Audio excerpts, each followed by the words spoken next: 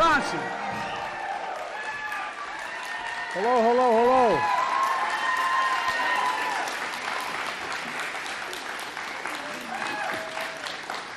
Please have a seat if you have one. Gov, thank you. Thank you for that nice introduction. And thank you, Ashley, for introducing me and sharing your story. I, like an awful lot of people in this audience, was the first in my family to go to college and watch my dad struggle to help me get there and get all the kids there, and it wasn't easy. But, you know, I asked the rhetorical question, how can we be the leading country in the world without the best education system in the world and access to it? You and Sam are from rural Wisconsin, first in your families to go to college. Life partners, business partners, hardworking, paying off your loans, only to see your dreams being crushed by student debt. But now, thanks to what we're doing, that student debt is no longer holding you back.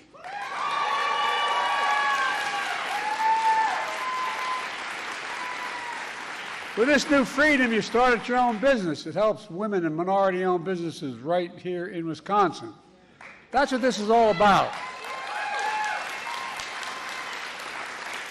I think we all in this room share one goal: give everybody a fair shot, just a shot. Freedom to chase their dreams. You know, you've got some of the great leaders in Wisconsin here as well, and I mean that sincerely. I think Tony knows this. Your governor, I think he's one of the best governors in the United States. And not just, you really are, Tony. And what progress we've made, and we made a lot, is no small part because of Tony.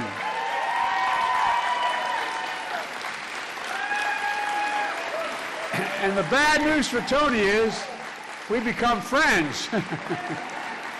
And Mark, thank you, Representative. Thanks for the passport to get into the district. I appreciate it. You're doing a hell of a job. And Madison, Mayor, thank you. Where is she? There you go. Stand up. I get instructions from my wife, who's a school teacher. She said, make sure you say hello to the mayor. I really like being with her. Thank you, Mayor, for taking care of it. And the state and local tribal leaders here today, thanks for making it available. Where are you? There you go. Stand up, Chief. Thank you. And by the way, it's Indian Nations. And while she couldn't be here, I'm always grateful for one of the best senators in the United States Senate, Tammy Baldwin. She really is. She's a great partner in education, infrastructure, Buy America, and so much more. She's done so much. And when Kamala and I ran this lead county, we made a commitment to fix our broken student loan system. Because while college degree still is a ticket to the middle class, that ticket's becoming much too expensive, much too expensive. In fact, things are a lot different from when college tuition was more affordable and borrowing for college was repaying those loans was more reasonable. Today, too many Americans, especially young people, are saddled with unsustainable debts in exchange for a college degree. The ability for working and middle-class folks to repay their student loans has become so burdensome that a lot can't repay it for even decades after being in school. And I mean that sincerely. Many of you know that sitting in front of me. Even when they have worked hard and pay their student loans, their debt increases, not diminishes. Too many people feel the strain and stress, wondering if they're can get married, have their first child, start a family, because even if they get by, they still have this crushing debt. That's not it's not just a drag on them, it's a drag on our local economies. It's a drag on, no, it really is. It's a drag on the economies. When you can't afford to buy a home, start that small business, chase that career that you've been dreaming about for a long time. That's why early in my term I announced a major plan to provide more than 40 million working and middle-class Americans student debt relief. Tens of millions. Tens of millions of people's debt was literally about to get canceled. But then some of my Republican friends and elected officials and special interests sued us, and the Supreme Court blocked us. But that didn't stop us. No, I mean it sincerely. We continue to find alternatives passed to reduce student debt payments that are not challengeable. And altogether, my administration has taken the most significant action to provide student debt relief ever in the history of this country. We started by fixing 2 existing programs to get more people student debt relief than that they were entitled to. First, we fixed what was called the Public Service Loan Forgiveness Program, which was designed to make sure those in public service, school teachers, police officers, firefighters, social workers, faith leaders, public servants, you get the student loan forgiven in 10 years if they've made their payments for those first 10 years. And after 10 years in public service, they would have their loan forgiven. When I took office, 7,000 public service had their debt, 7,000 had their debts forgiven. The program wasn't working very well. So I called in the Department of Education and other departments and we got to fix this and fix it now. Thanks to our reforms, nearly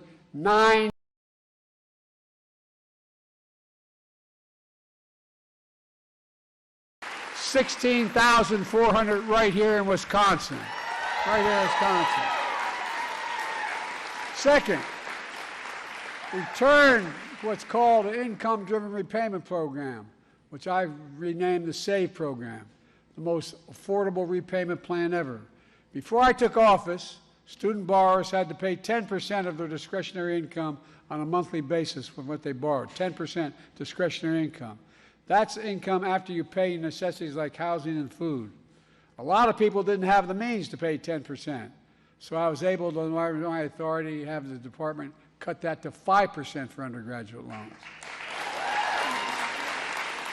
Now that means no one with undergraduate loans, whether a community college or four-year college, have to pay more than 5% of their discretionary income to repay those loans starting in July of this year.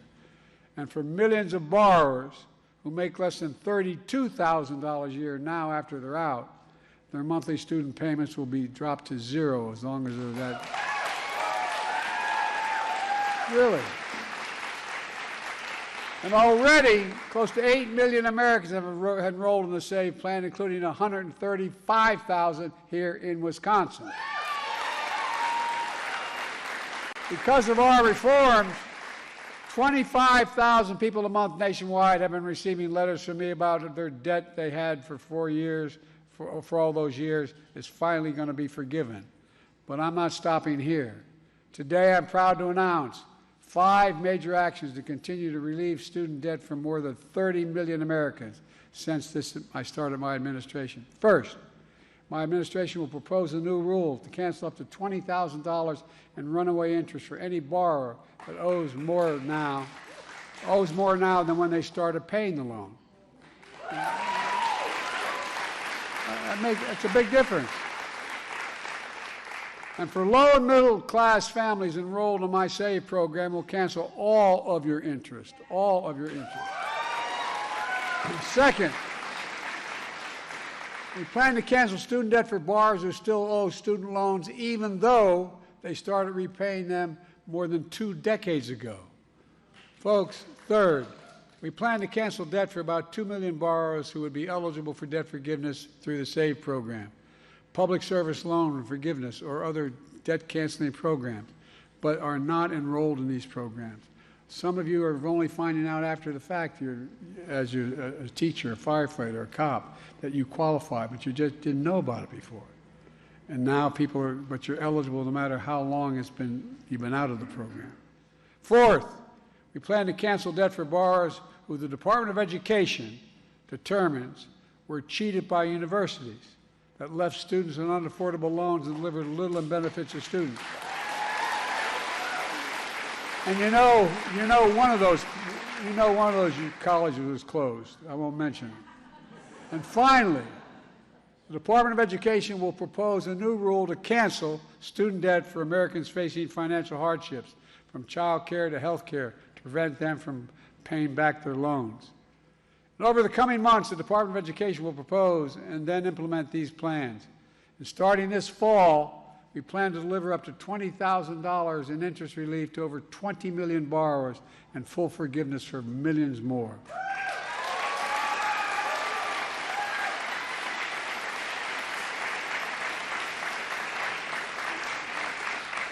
I can tell by the looks on some of your faces, this relief is not news to you all.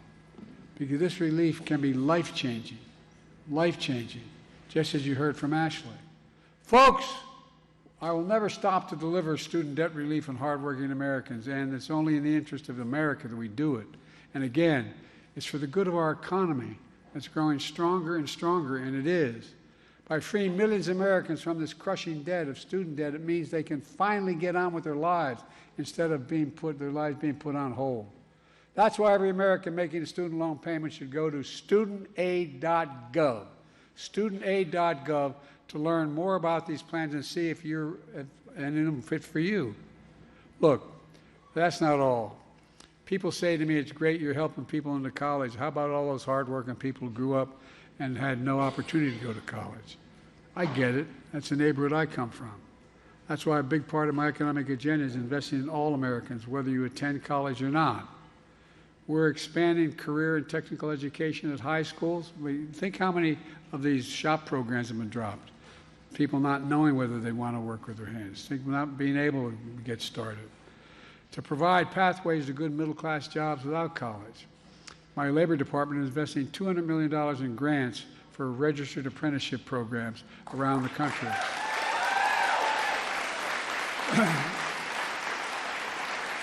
So folks can learn a skilled trade. And by the way, parenthetically, you know, all the money, the CHIPS program I put together, well, guess what? It's going to invest over $50 billion in new programs, new ability to make these chips here in America. And in those fabs, they call them, guess what? You know what the average salary is? $110,000 a year. You don't need a college degree. But you need a skill. Programs like the one that taught right here at Madison Technical College that lead good-paying jobs in high-growth fields in clean energy, healthcare, technology. These apprenticeship programs are 4 and 5 years before you qualify to have a license. I love people saying, well, why are you so pro-union, pro-labor? No.